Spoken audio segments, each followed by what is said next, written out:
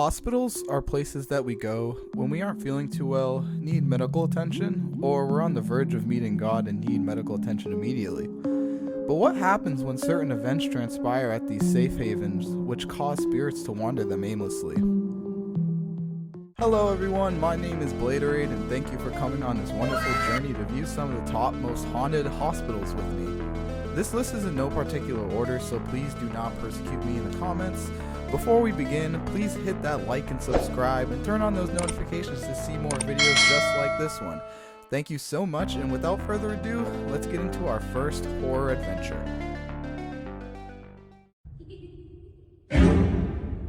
Royal Hope is known by many, not just for its now creepy atmosphere and strange feelings it gives, but also by its horrific backstory.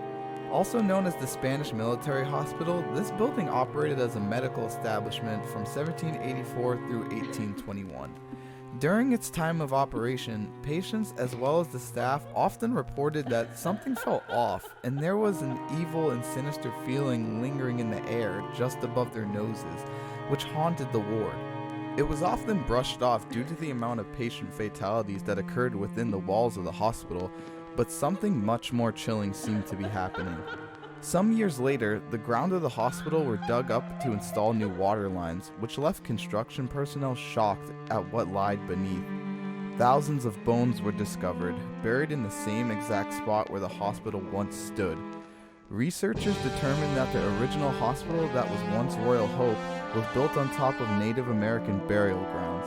It was once told that certain rooms in the old hospital were especially haunted, such as the morning room, where dying patients were taking in their final hours. It's been reported that mumbling conversations, cries, and screams could be heard in this room, as well as indentations in beds where no one had been lying. Nightmare fuel if you ask me.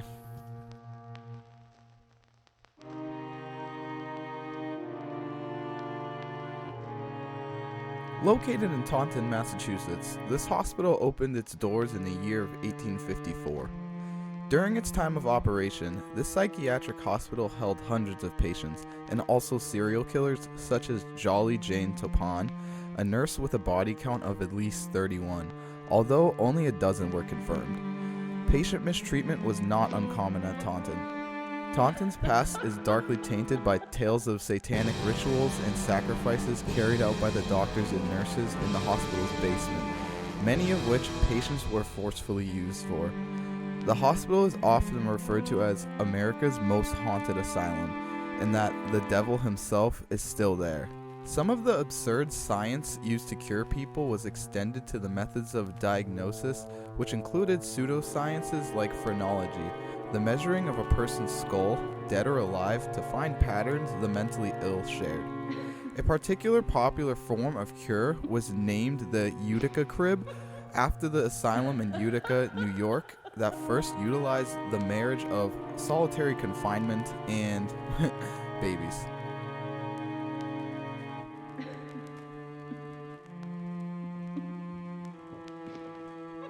Opening its doors in 1827, the Genesee County Poorhouse, which was originally a working farm, would soon become a dumping ground for society's less fortunate. Housing everyone from orphans, the elderly, widows, tuberculosis patients, and of course, the mentally ill, there are 17,000 recorded deaths of the many outcasts who found shelter at Rolling Hill. Orphans mingled with lunatics, as well as grouped together with no regard for the differences. As I stated the recorded deaths earlier, there were hundreds of unclaimed bodies, as many people were either forgotten here or not cared for in the first place. These bodies would soon be buried on property ground where their spirits are said to roam to this day. Known for shadow people, door slamming, and other things, Rolling Hill is said to be the number 2 most haunted location in America and number 4 in the world.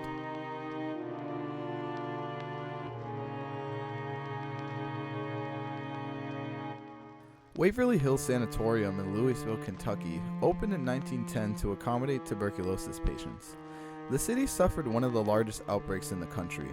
It's believed that nearly 50,000 people died there, in which the bodies were disposed of by Body Chute, which was a 537-foot tunnel that led to Dixie Highway, which was designed to keep patients from seeing the deceased. If I was a patient there, I would not want to see all the dead bodies either.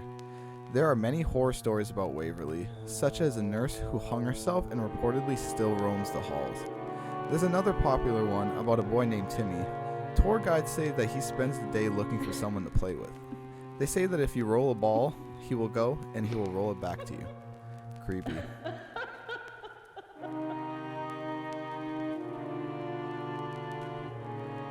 Pennhurst was first opened in the year of 1908 in Spring City, Pennsylvania, and when it was active, it housed more than 10,000 patients at any given time. This insane asylum is most notably remembered for its staff abuse, torture, and murders of the mentally ill patients rather than quality of medical care.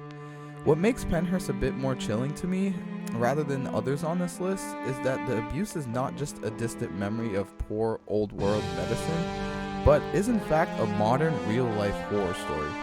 Pennhurst opened in 1908, as I just stated, and continued its disturbing malice all the way up until 1986. Journalist Bill Baldini states in an interview, "I saw things I'll never forget, and the crew started shooting, and my crew was mortified. I mean, I had trouble keeping them on the job, because they were literally getting sick from what they saw. Think of a ward of infants and children from the age of 6 months to 5 years old," Baldini recalled.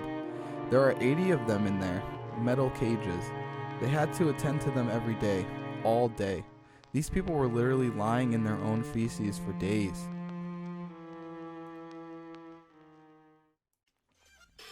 Hey, thanks for watching the video and sticking around to the end. I really hope that you guys enjoyed this one, as it was my first video. And please like and subscribe.